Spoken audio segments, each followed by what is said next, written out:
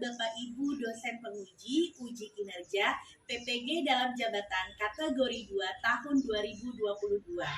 Perkenalkan, nama saya Farahita Maya Canti Dewi dengan NIM 22031495677, bidang studi pendidikan IPA. Saya mahasiswa PPG dalam jabatan kategori 2 tahun 2022 LPTK Universitas Negeri Makassar. Terima kasih. 14 Desember tahun 2022, saya akan melaksanakan praktik pembelajaran uji kinerja di SMP Negeri 1 Mesuji, Provinsi Lampung. Sebelum menampilkan video, saya akan memperlihatkan surat keterangan telah menyelesaikan pendidikan profesi guru dan formulir pendaftaran uji kompetensi pendidikan profesi guru dalam jabatan kategori 2 tahun 2022. Atas perhatian Bapak Ibu, saya ucapkan terima kasih. Selamat menyaksikan.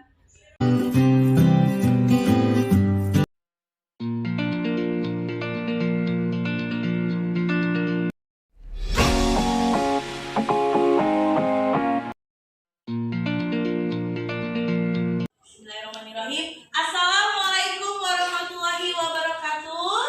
Waalaikumsalam warahmatullahi wabarakatuh. Selamat pagi anak-anak. Pagi. Oke, nah seperti biasa sebelum memulai pembelajaran, marilah kita berdoa bersama-sama terlebih dahulu kepada ketua kelas.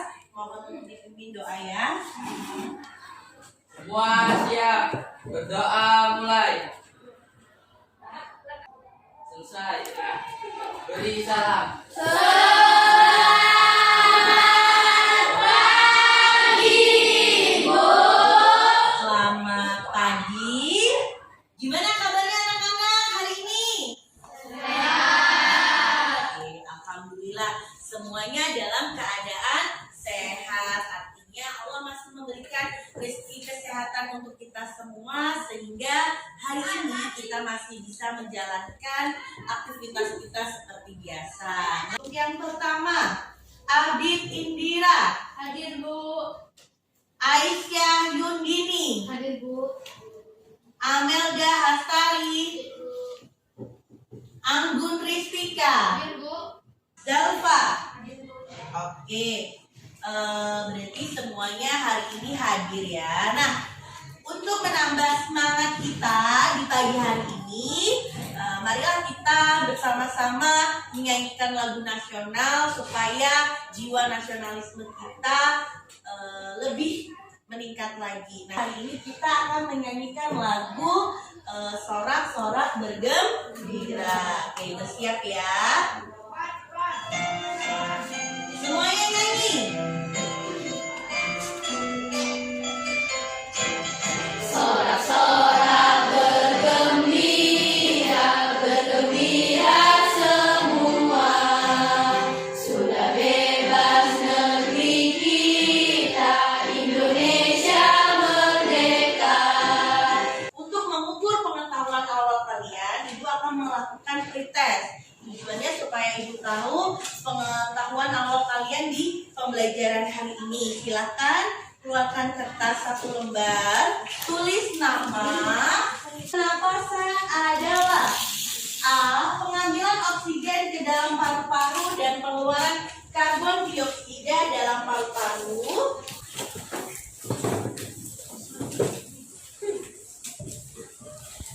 Supaya kita lebih rileks lagi, lebih semangat lagi untuk memulai pembelajaran hari ini, mari sama-sama kita melakukan peregangan otot. Kita akan melakukan senam pinguin.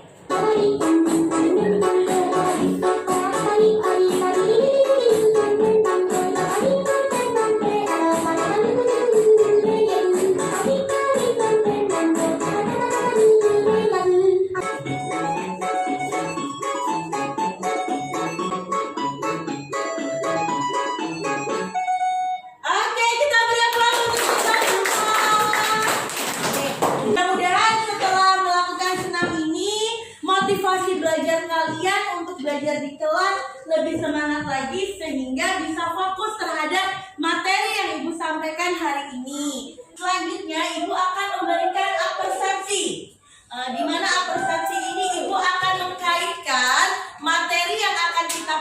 hari ini dengan materi yang sudah kita pelajari minggu lalu. Ada yang masih ingat minggu lalu kita belajar materi apa? Sistem peredaran. Ya, betul sekali, semuanya masih ingat. Kita beri aplaus untuk kita semua.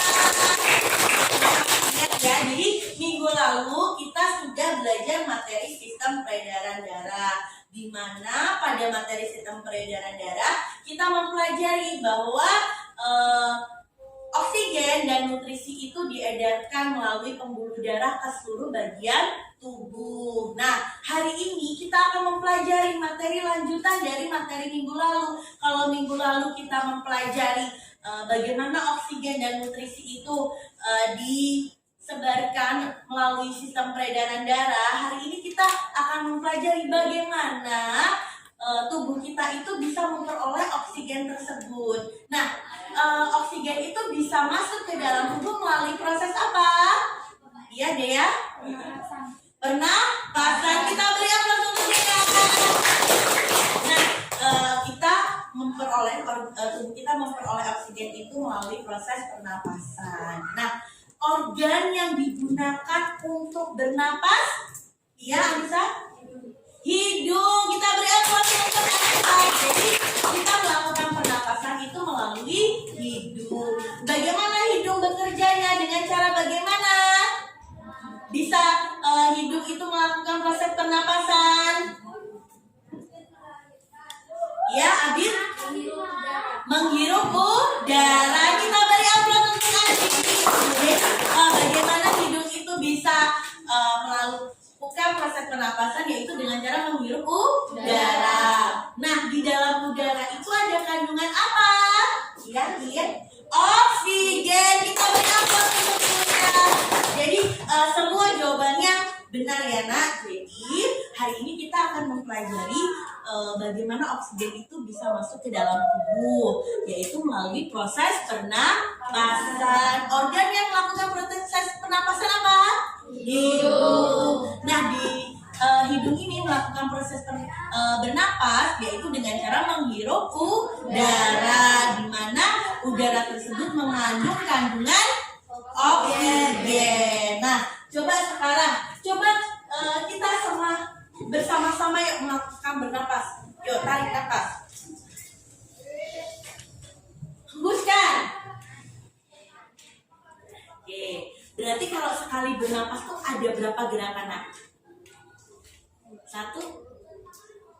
Terus menghembuskan ya. Jadi menghirup udara, menghembuskan udara. Nah, pertanyaan ibu, kalau menghirup udara itu yang dihirup kadar apa namanya tadi? Oksigen. Ketika dihembuskan karbon dioksida. Betul. Nah, coba kalau kalian menahan napas selama 10 detik bagaimana? Coba yuk. Ada yang sanggup sampai 10 detik atau lebih? Hembuskan. Oke. Kalau 10 detik, kalau nahan nafas sampai 1 jam gimana? Gimana? Apakah pernapasanmu berhenti?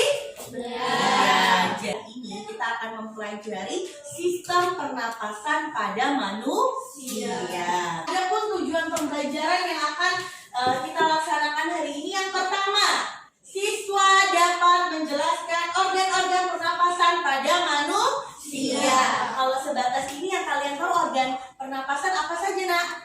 Hidung. Kemudian paru-paru. Kedua, siswa dapat menentukan fungsi organ-organ sistem pernapasan manusia. Manfaat dari kita mempelajari pembelajaran hari ini yaitu yang pertama, penting untuk mempelajari sistem pernapasan karena dalam tubuh kegagalan dalam sistem pernapasan dapat menyebabkan kematian dalam waktu sekitar 5 menit. Jadi ketika kita sudah tahu bahwa bernapas atau sistem pernapasan itu sangat penting bagi kelangsungan hidup kita semoga kita akan senantiasa selalu menjaga kebersihan dari organ-organ kita. Misalnya kita tidak merokok atau kita tidak dekat-dekat dengan orang yang merokok gitu. Jadi itu juga bisa sebagai salah satu usaha kita untuk senantiasa menjaga kesehatan organ pernapasan kita. Nah, setelah itu juga kita kalau kita menjaga kebersihan organ pernapasan, kita juga harapannya bisa mencegah penyakit-penyakit pada sistem pernapasan. Selanjutnya, ada pun langkah pembelajaran yang akan kita laksanakan pada hari ini, yaitu yang pertama pretest. Tadi Ibu sudah melaksanakan ya, kita sudah sama-sama melakukan pretest yang tujuannya untuk mengetahui pengetahuan awal kalian tentang materi yang akan kita pelajari. Kemudian nanti kita akan belajar secara berkelompok, jadi akan dilakukan diskusi kelompok. Kemudian nanti ada presentasi kelompok dari masing-masing kelompok. Kemudian kita akan sama-sama menarik kesimpulan dan di akhir kita akan melakukan evaluasi. Selanjutnya ada pun penilaian yang akan Ibu ambil itu ada 3 aspek, yaitu yang pertama kognitif, yaitu berupa pretest dan soal evaluasi yang Ibu berikan di dalam pembelajaran. Nah, kemudian yang kedua sikap, dan yang ketiga adalah keterampilan. Nah, sikap di sini dan keterampilan Ibu nilai selama proses pembelajaran.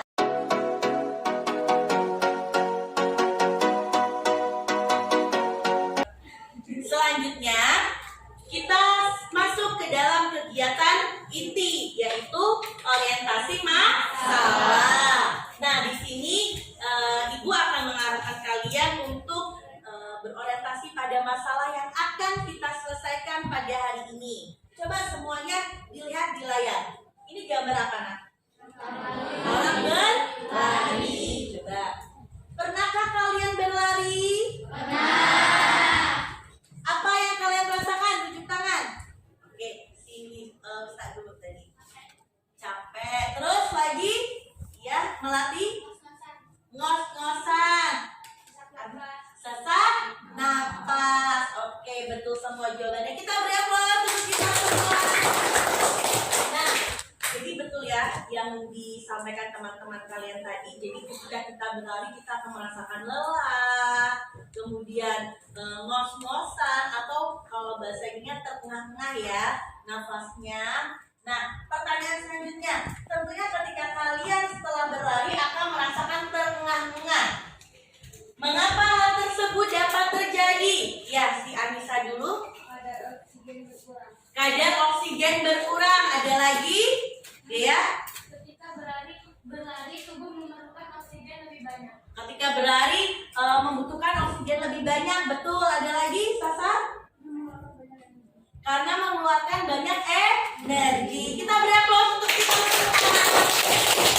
Jadi betul sekali yang disampaikan teman-teman kalian, bahwa ketika kita berlari, kenapa kalau kita mengalami terengah-engah, itu karena kita sudah mengeluarkan banyak energi. Yang biasanya nih kalau kita cuma jalan pelan atau duduk, itu mungkin energi yang keluar itu tidak terlalu banyak. Tapi kita berlari, otomatis energinya itu banyak yang keluar seperti itu. Nah, karena energinya banyak yang keluar, itu bisa memberikan efek kita napasnya terengah. Nah, otomatis juga kan kita berlari itu membutuhkan oksigen lebih banyak.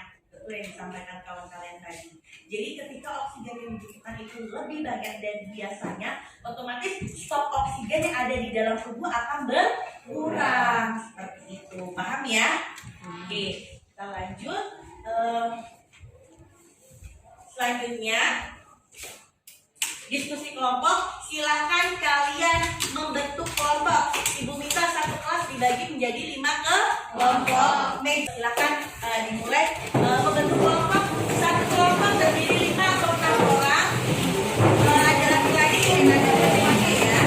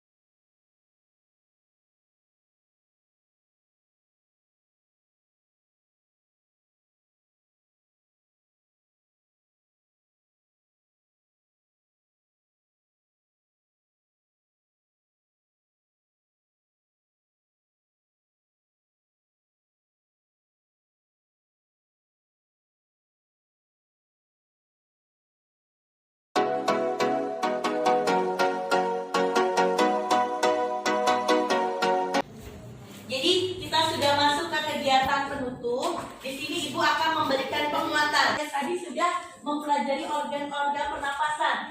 Jadi di sini yang pertama ada rongga hidung. Jika di pertanyaan tadi ada yang pertanyaan lebih baik mana bernapas menggunakan rongga hidung atau mulut?